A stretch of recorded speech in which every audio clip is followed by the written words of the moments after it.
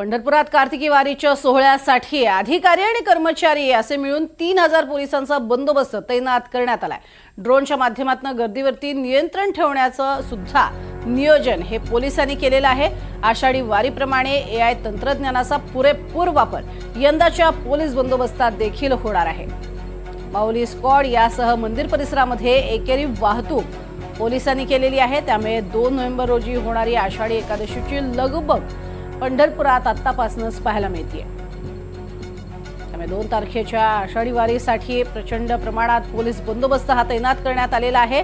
उपमुख्यमंत्री शिंदेंच्या हस्ते महापूजाही होणार आहे।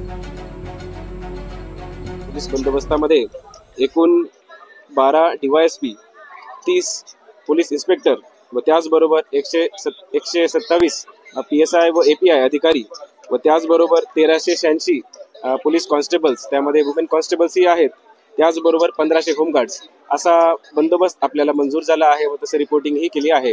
त्याच अनुषंगाने या कार्तिक वारीच्या नियोजनामध्ये विविध पथकांचंही आम्ही नियोजन केलेलं असतं।